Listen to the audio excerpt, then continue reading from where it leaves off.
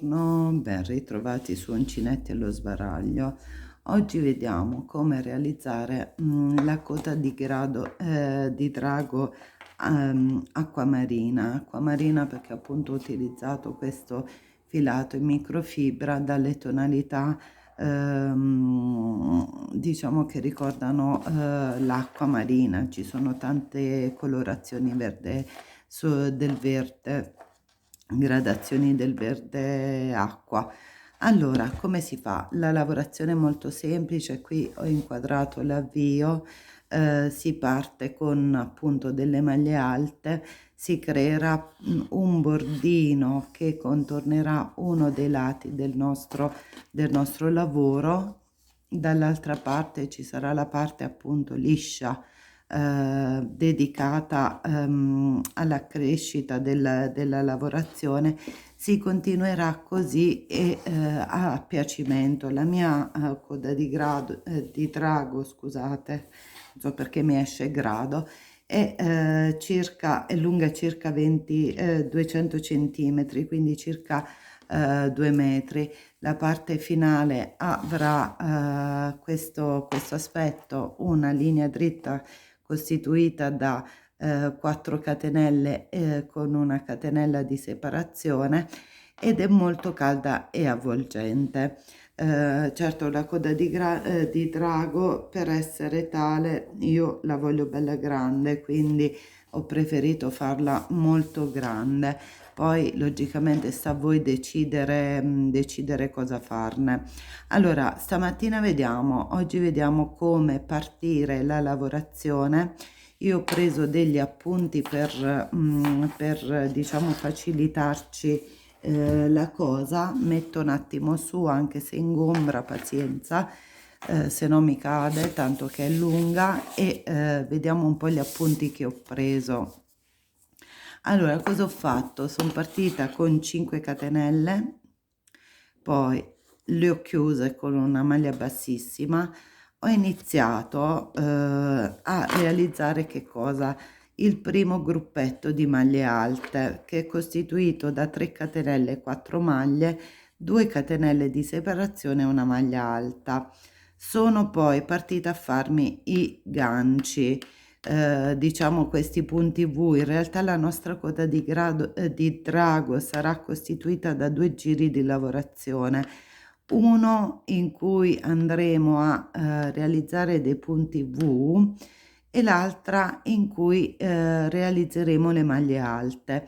Quindi sono solo 2 giri di lavorazione. Memorizzati questi, il lavoro è molto ripetitivo. Come dico io, quando abbiamo un lavoro ripetitivo, se utilizziamo dei filati sfumati oppure filati fantasia, la lavorazione diventa anche molto più gradevole, perché appunto, essendo una lavorazione comunque lunga, richiede del tempo, e quindi se utilizzassimo delle tonalità dei filati monocromatici, un pochino ci annoieremo. Quindi quello che consiglio io, se vogliamo appunto fare di quest'arte un hobby, scegliere anche dei filati che possono essere gradevoli nella lavorazione.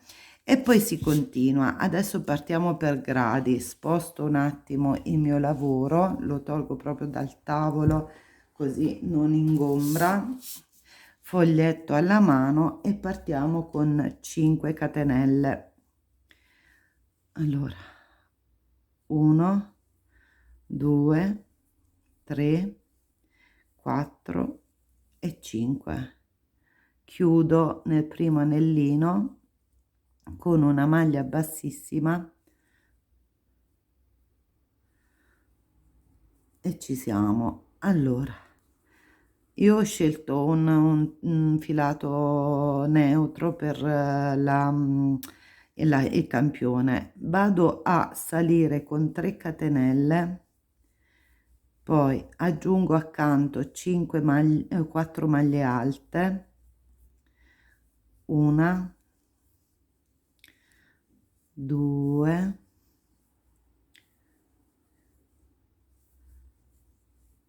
3, e 4. Poi ci sono 2 catenelle di separazione, 1 e 2. Scusa, faccio scendere un po' sto filo, era un avanzo di un altro lavoro, e chiudo il mio primo giro con una maglia alta. Ok, questo qui è il primo gruppetto. Qui ci sarà, diciamo, quella bordatura a zig zag. Salgo con 3 catenelle, 1 2 e 3, giro il mio lavoro e vado ad aggiungere altre 2 catenelle. All'interno di questo spazio vado a montare una maglia alta, 2 catenelle e un'altra maglia alta. Ok, allora, e siamo qui. Ok, adesso dobbiamo ritornare indietro perché, come abbiamo detto prima, il nostro lavoro sarà costituito da questi archetti che danno diciamo il bordino, creano questo bordino ondulato. Ok, allora cosa facciamo? Chiuso qui, adesso qui sarà il lato appunto degli archetti. Ricordiamoci di non arrivare mai fino al fondo di questo pezzo, quindi ci dobbiamo fermare sempre prima dell'ultimo diciamo bordino, dell'ultimo gruppetto di maglie alte per dare la forma. Quindi salgo con 3 catenelle, 2 3, all'interno del questo archetto vado a costruire altre 4 maglie alte. Infatti proprio la parte laterale sarà diciamo rinforzata perché avremo le 3 catenelle più altre 4 maglie alte, quindi è più spesso rispetto ai gruppi di maglie alte degli altri spazi. Quindi siamo a 2 3 e 4. Ok, poi metto una catenella di separazione, vado nell'altro spazio, vado a montare altre 4 maglie alte, 1 2 3 e 4. Nella fine di questi giri di maglie alte, per poter poi dare lo spazio per gli aumenti, nell'ultimo archetto aggiungo ancora una maglia alta e rientro con un'altra maglia alta, perché qui ci saranno gli aumenti dei giri nell'ultimo spazio. Come faccio adesso a fare questo? Niente di più semplice.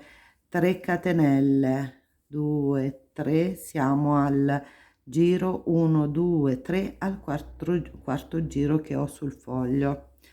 3 catenelle, giro il lavoro, metto un'altra catenella e rientro in questo spazio per fare il primo diciamo punto V dove ci sarà l'aumento.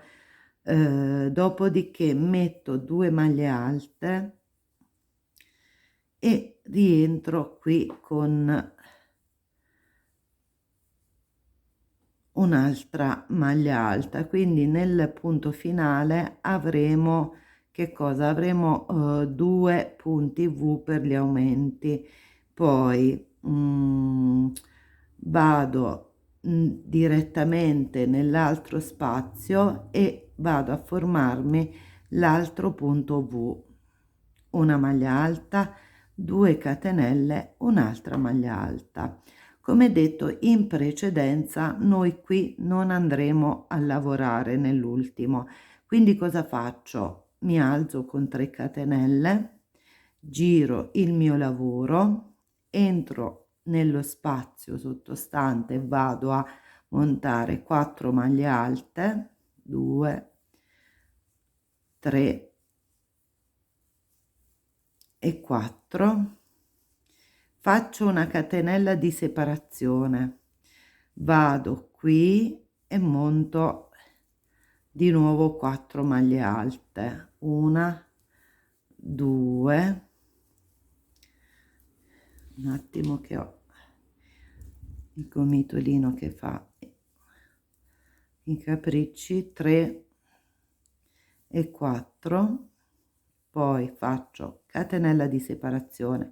Ricordiamoci che l'ultima lavorazione è composta da 4 maglie alte, una catenella più un'altra maglia alta, perché lo spazio in cui io andrò a crescere il mio lavoro, 3 e 4, aspettate, si è accartocciato un po' il filo, catenella di separazione, di nuovo una maglia alta qui dentro, ok? Vedete come la mia coda di drago prende forma. Allora, archetto, diciamo, questa è la parte decorativa, il lato decorato della coda di drago. Perché mi viene coda di grado? Non lo so. Coda di drago. Allora, questo è l'archetto, archetto e archetto.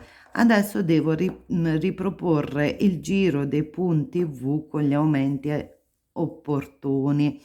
Allora, come si fa? Ricordiamoci che all'interno di questo spazio devo mettere un aumento, quindi vado a mettere 3 catenelle, giro il mio lavoro, faccio solo una maglia alta e entro qui, ok?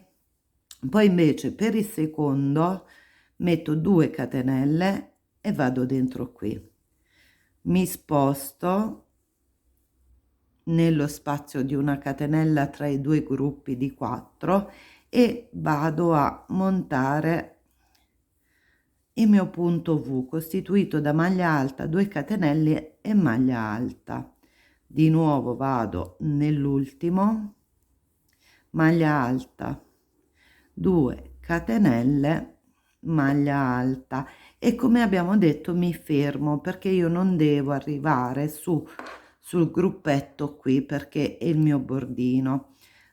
Facciamo solo l'ultimo passaggio, salgo con 3 catenelle, giro all'interno del punto V, vado a mettere 4 maglie alte, 1, 2,